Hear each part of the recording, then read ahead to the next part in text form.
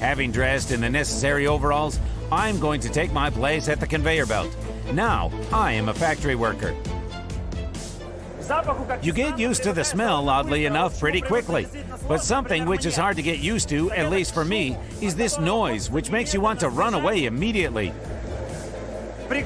Covering your ears with some headphones, for example with classical music. It seems to me that something impressionistic would suit, for example Stravinsky.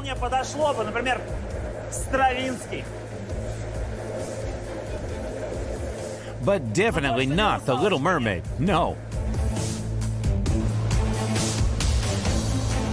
After training, I moved to another site. By the way, changes here are constant. This allows to bring in at least some diversity in this generally very monotonous activity. I would gladly tell you something very exciting about this process. In fact, nothing exciting is here. Although there are lots of tricks and experienced handlers clean the fish, in general, in 2 movements. But if I start doing this, I can easily cut one of my necessary fingers. And secondly, responsibility is a pressure for me, because I'm cleaning fish for the first time, and I understand perfectly that someone will eat the herring cleaned by me. Even though there are, let's say, a gym and the internet, but still, people are in a confined space.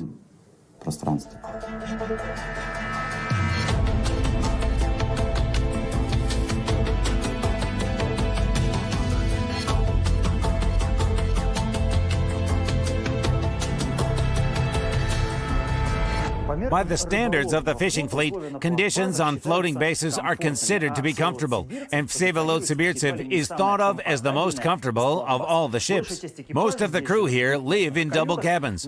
On all residential decks, there is a Wi-Fi network with internet access. At least here it is simply spacious.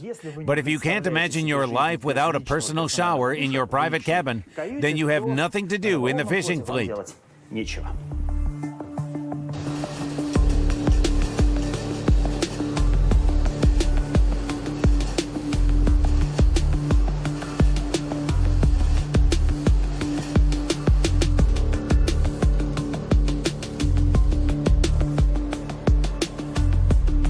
Natalia came to Primoria from Ufa. Since 2011, she's been going to sea, had time to work on short expeditions, and eventually decided on a long one. I'd say that living conditions in this company aren't bad. I also worked on a mini base, Kapitan Yefremov, also belonging to the same company, in 2011, by the way. It was my first ship. Same conditions, and meals are good. We, of course, worked all this time, 6 on, 6 off, but many simply couldn't stand it. They resigned. They left. And it was difficult not only for ordinary factory workers, but also for those who are responsible for organizing the whole process. For example, Yuri Arshinin, the head of the Vsevolod-Sibirtsev production, does not consider the 6-6 schedule as universal. I think that 6-6 is ineffective. 12-12 here is more, and the productivity will be better, and you can demand from people, because they sleep. They have 8 hours of continuous sleep. Let's say, food is good, there is personal hygiene, the cabin is in order, and so on.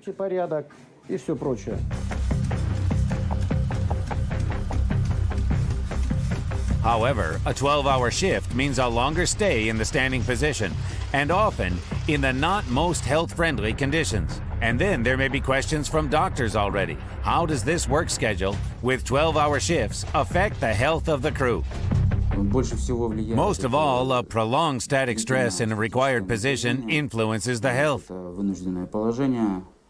So that's what Dobroflot's managers have to keep in mind all the time, being between Sila of workflow processes and Charybdis of workers' health. After all, people are a resource for the company no less valuable than unique vessels. Of course, it would be possible to adopt the shift schedule adopted in the military fleet at the time of Peter I.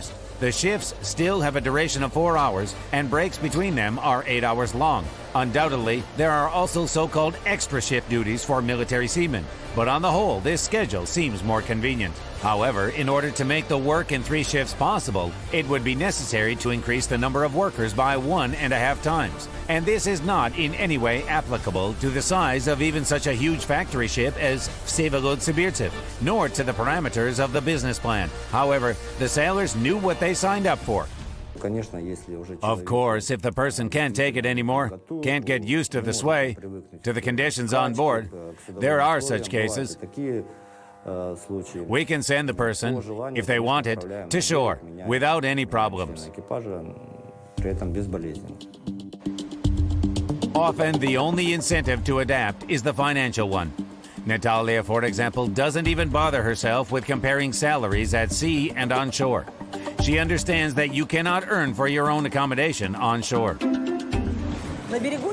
You work on the shore, you still spend that money, right? And let's say there's no opportunity to save up some money, for example, to have your own plans, some goals, and when you are in the sea, you return from the expedition and you get all your earnings.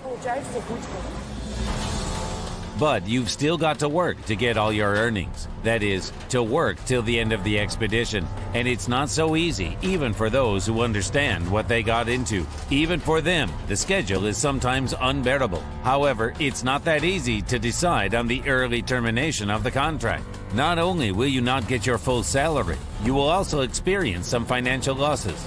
Work at the floating base never stops. If there are no raw materials, there is an overload of supply or finished products. Vsevolod-Sibirtsev has already left the territorial waters and is now in the exclusively economic zone of Russia.